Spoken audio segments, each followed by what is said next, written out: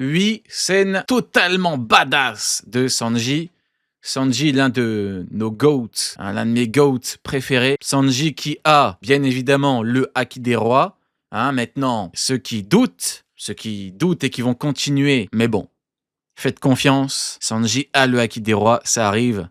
Dans pas longtemps, là, elle baffe, on y est, allez. Et clope en main, jeu de jambes dangereux, c'est une très bonne manière de décrire le cuisinier de l'équipage des Mugiwara, Vinsmoke Sanji. Ce membre du Monster Trio a tendance à être ça fait longtemps les Mugi, hein. Vous savez, je les vois comme qui? Je les vois comme des potes du collège que tu revois après 20 ans. dépaysé par des gags douteux ou bien par son manque de mise en valeur par rapport aux deux autres membres, Luffy et Zoro. Ainsi, il nous semblait important de vous montrer à quel point cet homme est épique et que sa place est bien méritée. Mais d'ailleurs, vous voyez, Sanji, le côté un petit peu j'aime beaucoup les femmes, j'aime peut-être un peu trop les femmes. En vrai, depuis qu'on a vu Gold Dick Roger, depuis qu'on a vu que même Barbe Blanche, on dirait Big Mom, mais même Barbe Blanche, il courait après vous savez qui, et que même Xebec, quand il a vu Shaki, avait les yeux, tu dis en vrai, Sanji, est-ce que c'est une si mauvaise chose? Il est encore jeune. Quand tu compares avec les grands tontons de God Valley, ils avaient tous 75 ans, ils avaient des cœurs dans les yeux, et oui les mecs. Ça remet les choses en perspective. Ton top 3 scène de Sanji avant la vidéo. Je vais pas faire un top 3, mais je vais te dire peut-être l'un de mes moments préférés. Elle est peut-être le moment que j'ai préféré. C'est Sanji dans le train. Il était seul face au monde. Il n'a pas tremblé. Sanji, train, pré-Enies Lobby, la maladie mentale. Alors c'est pour cela qu'aujourd'hui on vous propose 8 scènes incroyablement épiques du cuistot de l'équipage. Vinsmoke Romeo qui va apparaître à Elbaf. Alors là, je prends quelques minutes, faut que je vous en parle. Merci beaucoup d'introduire ce sujet. En fait, moi, il y a plusieurs mois, j'ai fait une vidéo pour parler de celui que j'appelle Vinsmoke Romeo. Donc la théorie, c'était que que Sanji avait un ancêtre qui côtoyait Joy Boy et s'appelle Romeo, Vinsmoke pour Vinsmoke Romeo, tout comme Ryuma a pu côtoyer Joy Boy. C'était ça le truc, parce que Oda, dans un manuscrit, il a montré que, à la base, Ryuma côtoyait quelqu'un qui s'appelle Romeo. Et je vous la fais courte, mais en gros, Romeo, c'est comme Sanji, en gros. C'est un peu un Sanji, c'est gentleman, etc., etc. Et vous voyez les anglophones. En fait, il y a un gros débat au niveau des anglophones. C'est, en gros, les pro-Sanji contre les pro-Zoro. Chez nous, il n'y a pas trop ça. Nous, on aime les deux, concrètement. Quelques-uns, mais bon, ça fait pas trop débat. Et du coup, en gros, les pro-Zoro, toujours, ils faisaient chier les pro-Sanji avec Ryuma. Ouais, mais Zoro, il descend de Ryuma, le GOAT et tout. Et du coup, les anglophones, je sais pas comment, ils sont tombés sur ma vidéo. Ils ont écouté les arguments, ils ont vu le truc d'Oda avec le manuscrit pour Roméo, et du coup c'est parti en live chez eux. Ils en parlent depuis des mois et des mois, les mecs. Ça fait des mois qu'ils hype Vinsmoke, et en gros ils utilisent ma miniature de vidéo depuis des mois pour leur débat. C'est un truc de malade. Ça fait des mois et des mois qu'ils en parlent. Et c'est fou que genre chez nous ça en parle pas, mais chez eux ça fait des vidéos sur TikTok. On m'a envoyé des trucs sur TikTok. Il y a des mecs qui te font des millions de vues avec des Roméo va venir dans le siècle oublié. avec des Roméo. En fait, ils font des top puissances. Et en gros, ils mettent Roméo dedans. Et en gros, ils mettent genre Roméo plus fort que Kaido et tout. Et ça me fume. Même les anglophones deviennent des pro-Rio. Ah, je suis mort. Même les anglophones.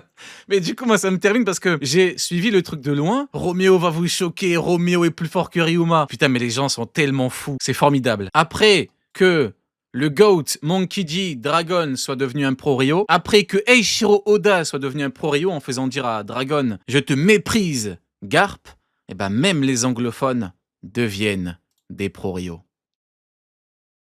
Elle est pas belle la vie? Je te méprise, Garp. On avancera plus. Allez, du coup, on y va pour la vidéo. Parce qu'Oda, je le connais. Ryuma, Roméo, il aime bien réutiliser les trucs qu'il voulait faire initialement. Ça arrive les mecs, ça arrive, préparez-vous. Commandant, premier commandant de Joy Boy, Ryuma, deuxième commandant de Joy Boy, Vinsmoke Romeo. Préparez-vous, parce que ça pue. On sera dans les scènes. Montez dans le train les mecs. Qui est dans mon train, Roméo?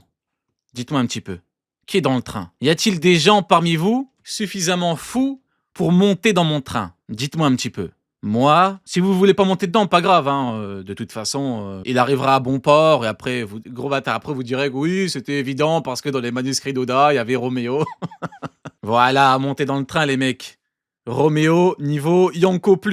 Préparez-vous, les mecs. Deuxième commandant de Joy Boy. Préparez-vous. Là, il y en a qui vont dire, oui, mais non. Vous m'avez dit quoi par rapport à Garp? Non, tu verras, Dragon, ça peut pas être un Porio. Bah si. Je te méprise. Je vous invite à écrire dans le chat, Garp, je te méprise, avant qu'il ne tombe définitivement dans les abysses des personnages Osef totalement oubliés. Garp, je te méprise. Durant l'arc Water 7, après la tentative d'assassinat sur Iceberg, et de par le présupposé acte commis par Nico Robin, toute la ville pète un câble. Ça fait les news partout dans la ville, le Et maire... bah voilà, je crois bien qu'on... Garp, ce type, je le méprise, masterclass Magellan. Garp, ce type, ils sont peu nombreux. Et les types capables de me faire face, je te méprise. a été gravement touché. Sauf qu'à ce moment, sur l'île, en plus de Frankie, il y a des mecs au masque louche traînent dans la ville et qui disent des dingueries à chaque coin de rue. Robin a compris les menaces, elle rejoint le groupe démasqué, ce qui nous amène à ce bourbier d'assassinat. L'équipage Bah, je crois bien qu'on démarre avec le train. Je faisais référence à cet arc. accusé, Robin introuvable, tout le monde se met à la recherche de l'archéologue, parce que c'est bizarre qu'on la trouve pas quand même. Chopper et Sanji, en pleine recherche dans la ville, apprennent qu'un train partira dans la Ah, soirée bah ouais, on durant y la est. tempête d'Aqua. Honnêtement, moi, je le mets pas top 8. Hein. Sanji, dans le train, je le mets minimum top 3. Après, j'ai trop de souvenirs avec ces moments. Pour Ignace Vous voyez, on a tous des moments qui nous ont particulièrement marqués. À ce moment, j'étais choqué. Je dis non, Sanji, sérieux, c'est trop. Lobby. Mais à ce moment, personne ne pouvait faire le lien. Puis Robin apparaît, fait ses adieux et va mettre l'assassinat sur la faute de l'équipage. Une giga trahison. Et ça, Sanji ne pouvait tout simplement pas le croire. C'est pourquoi il va continuer à mener sa propre enquête et surveiller la gare tout seul. Et à 23h précises, le jeune cuistot se retrouve avec pour seule lumière dans l'obscurité, complètement caché, son briquet. La voie vers la réponse à son enquête, la destination de Robin. Ce moment prouve bien à quel point il est en avant sur les autres en termes de stratégie, mais aussi à quel point allumer une cigarette, ça peut être tellement cool à l'image. Bon, fumez pas, hein. Mais C'est ce trop. bingo, il est iconique. De plus, parce qu'il a C'est trop, il arrive en costume 3 pièces, petite cigarette. C'est James Bond Prime, l'enfoiré. C'est n'importe quoi. arrive sur un cliffhanger de Même James Bond n'a jamais atteint ce niveau d'aura. ton épisode. Et pourtant, James Bond, c'est James Bond. Mais Sanji, c'est Sanji. qu'en plus, à ce moment, on se demandait tous, mais où était passé Sanji? Eh bien, il était en train de nous préparer cette masterclass. Vous imaginez, un jour, un type comme Sanji pourra fendre le ciel en deux. Pff, que le ciel soit loué. C'est un des meilleurs moments de la fin de l'arc Water 7 et Sanji en fait partie, ça fait plaisir. Ce qui fait une parfaite transition pour le prochain moment. Ah, c'est ça le premier moment, il a fumé la clope. Ah, d'accord, ok. Ok, bon. Bah écoutez. Ici, c'est un moment qui est aussi associé à un cliffhanger d'épisode. Ah là là. Aïe, aïe, aïe, aïe, aïe, c'est trop. Ils arrivent devant l'instance du GM. Sniper King, brûle-moi ce putain de torchon. Brûle-le-moi, on va la récupérer. Elle a dit, je veux vivre, on va la récupérer. Et un fumage de clope. Il y a des gens, tu fais partie de leur famille, tu leur dis, je veux vivre. Ils te laissent crever. T'as des gens, tu les connais depuis 2 jours. Tu leur dis, je veux vivre. Ça va combattre le monde. Sans détruire totalement les poumons. Et plus que Ah, faut vite lire en live. Faut vite que je démarre le projet lecture de tout One Piece. Parce que putain, on va se régaler. cela, l'arc qui Je suit sais même pas pourquoi je l'ai jamais fait avant. Je sais même pas. Water 7, Ignace Lobby, puisqu'après avoir passé la tour de la justice d'une manière spectaculaire en se jetant dans le vide, chacun va plus ou moins trouver son match-up. Car pour cet arc, chaque membre du CP9 Et ils leur ont pété la gueule. Vous vous rendez compte ou pas? Elle a dit je veux vivre. Ils sont partis chez eux, ils leur ont pété la gueule. Tu prends rien que Frankie, comment il a pété la gueule de l'autre Fukuru, de l'autre con là. Il lui a pété les dents, toutes les dents. Il mange que de la compote là. C'est grave les mecs, c'est grave.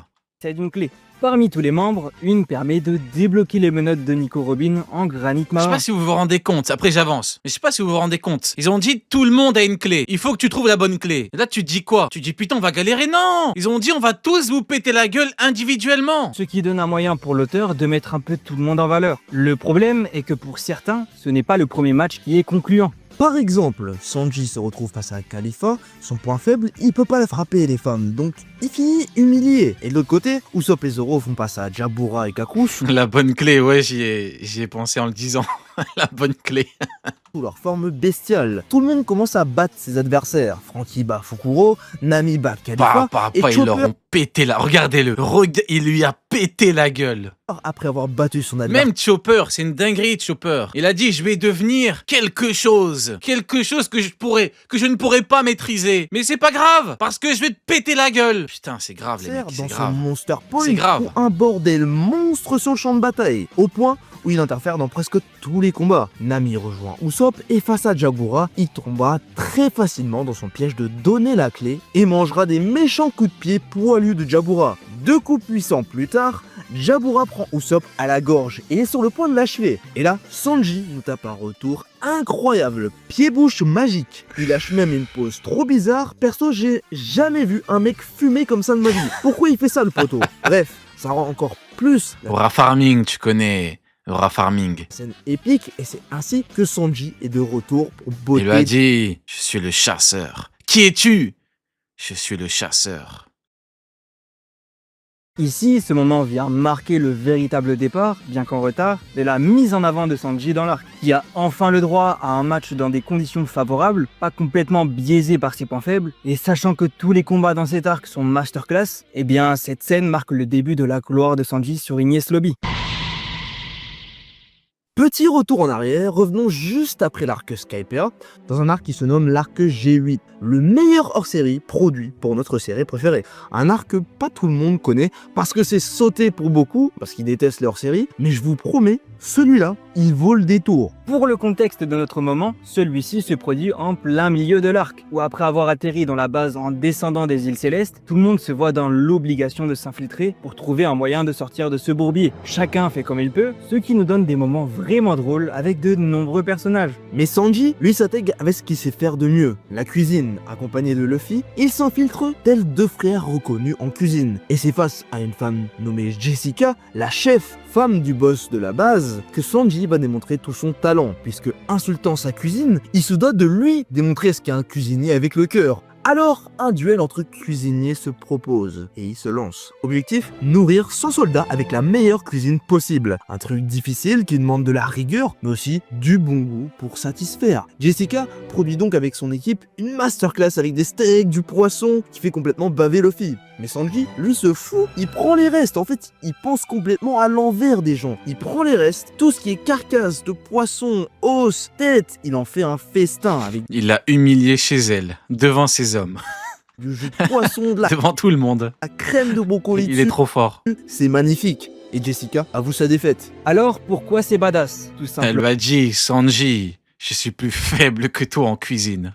parce qu'en vrai, à part dans son introduction, on prend Sanji, tu cuisines beaucoup trop bien pour moi. jamais le temps de voir Sanji en train de concocter des repas de fou. Alors ici, prendre le temps de Ouais, pique, j'aime bien. J'aurais pas mis ce moment, ce hors-série devant qui es-tu, je suis le chasseur, mais bon, je peux Développe- comprendre. développer la caractéristique qui définit le personnage, c'est juste trop intéressant. En plus, le bruit des couteaux, du mélange de bouillon, c'est jouissif. On a là une démonstration magnifique de sa cuisine, et c'est la meilleure préparation de Sanji que vous verrez dans tout One Piece. Parce qu'on n'a pas le temps de prendre un chapitre complet pour montrer les détails de la cuisine de Sanji. L'auteur avance, donc le fait que la Toei ait décidé d'explorer des points peu développés de personnages, et en plus avec de l'humour, du charisme, et tout ça dans le respect, eh bien c'est ce qui fait que ce hors-série se démarque de tous les autres. Il vient servir le personnage de Sanji, nous démontrer que niveau cuisine, c'est le boss.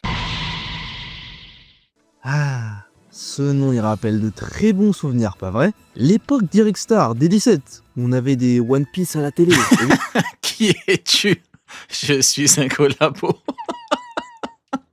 durant cette C'est grave. période, tu nous as Marco, il a pas reconnu Garp quand il a frappé, il a levé la tête, il a dit qui es-tu? Je suis un collabo. Et il faut me passer sur le corps pour sauver mon petit-fils. marqué, étaient La maladie mentale. diffusés des épisodes de la On est chez les fous. saison d'Alabasta, où Sanji nous a démontré qu'il pouvait faire des giga masterclass. Après avoir passé le désert et affronté quelques monstres, on arrive à Rain Base. Et là, Luffy et sa clique croisent Ah, la belle époque. Hein. Smoker et Tachigi. Donc pour leur échapper, ils courent en direction du plus grand refuge. Face à eux, un casino, mais le groupe se prépare pour mieux fuir. D'un côté, Sanji et Chopper, puis le reste du groupe. Sauf que la fuite, elle va pas durer longtemps, parce que le groupe de Luffy va se faire bêtement piéger, enfermé dans une cage en granit marin aux côtés de Smoker. Ce piège qui avait été tendu par Crocodile lui-même, donc il fait le malin, il prend une clé, il la jette dans son aquarium de Banana Croco, et en plus, il lance l'extinction Ah oui, après Sanji va partir leur péter la gueule au crocodile. de cette pièce par l'eau, qui petit à petit monte à un niveau suffisamment haut pour que Luffy nous lâche des imitations incroyables. C'était trop drôle ça. Mais le truc, c'est que Sanji va nous lâcher une ruse premium à Crocodile pour l'écarter de la pièce. Et c'est là que tout commence. Vivi, qui était elle hors de la cage, cherche de l'aide. Et là, t'as Sanji, lunette orange, qui avec style propose son aide, mais le plus important se produit, lorsqu'il réalise littéralement son entrée en scène. Après que le croco a essayé de bouffer la cage, Sanji va réaliser un coup de pied magistral grave. avec une petite phrase en rapport avec la bouffe, bien stylée. Et c'est à ce moment qu'on comprend que les entrées en scène de Sanji, ce sera toujours une masterclass. Lunette plus OST qui pète la classe, les crocos n'avaient qu'à bien se tenir. On valide, le moment il est incroyable. Oui. Dans l'arc Wall Cake Island, après avoir été utilisé comme objet par la famille qui l'avait auparavant abandonné et harcelé à des fins militaires et de pouvoir, Sanji se fait agripper par le col et doit se marier de force avec une fille Big Mom, Charlotte Pudding. Évidemment, il y a plein Ouais, mais il désirait, Sanji désirait. de péripéties entre deux, mais gardez en tête que ce mariage va Sanji, il était comme Vinicius, vous voyez? Il voulait repartir avec les Mugi, mais si Pudding elle veut, il veut. Vous voyez ou pas? But à l'aveugle. effectivement Si elle veut, je reste. But à l'aveugle. se produire. Donc ça va très vite partir en cacahuète. Vous connaissez One Piece. Le point de rupture, c'est quand Sanji soulève le Désir, hein? bol de Pudding Tu désires, Sanji, hein? pour laisser apparaître son troisième œil. Donc à ce moment, tout le monde vise Sanji pour le tuer, parce que c'était le plan de Big Mom de base. Mais il esquive habilement tous les projectiles. Oh sauf là que, là. à un moment, Le moment il est grave. la famille Vinspoke est pris au piège en territoire Et ennemi. après, il monte sur la table, ouais. C'est vrai qu'il aime bien. Le terme aura farming, il existe depuis pas longtemps. J'ai découvert il y a pas longtemps, en tout cas en ce qui me concerne. Mais c'est vrai que aura farming, c'est quelque chose qui s'applique à lui. En effet. Quand il monte sur la table, cigarette de mémoire. Spero, avec des capacités de son fruit, bloque la famille du marié à sa table. Et là, face à la situation vrais mafieux. pourrie, encerclée par tout l'équipage de Big Mom, les enfants de Judge, hormis Raiju, se tapent une giga barre. Mais vraiment tout le monde Ils ont plaidé la folie, là. rigole. Et en voyant ça, Judge, auparavant tout égocentrique, arrogant, il se met à chialer comme un gamin quand on lui vole son doudou. C'est pathétique. Il fait pitié. Et c'est bien fait pour lui. Mais Sanji, malgré tout ce que son daron lui a fait vivre, après le cri de Big Mom, délivre avec classe, pied en feu sur la table, toute sa famille avec silence. C'était légendaire simplement par le fait que cela marque le fait que Sanji n'est pas un haineux. Il brise ce cycle de la haine, des actes du passé de sa famille. Il est humain. Il aide les gens en danger même si ce n'est pas un plaisir. Il a suivi les valeurs de son vrai père, celui qui l'a ancré profondément, le chef du Baratie, Zeph. Sanji est donc en paix avec son passé, et c'est en cela qu'après cette scène, ce n'est plus... T'es en train de me dire que Sanji, il est venu aider son daron qu'il a maltraité toute sa vie, pendant que d'autres ne bougent pas un orteil pour sauver leurs petits-enfants, qui pourtant sont des bienfaiteurs. Non, j'y crois pas. le même Arrête de raconter n'importe quoi. Sanji qu'on a connu. Ce n'est pas possible. Ce qui renforce encore plus, c'est l'impact de la scène. Je te méprise tellement.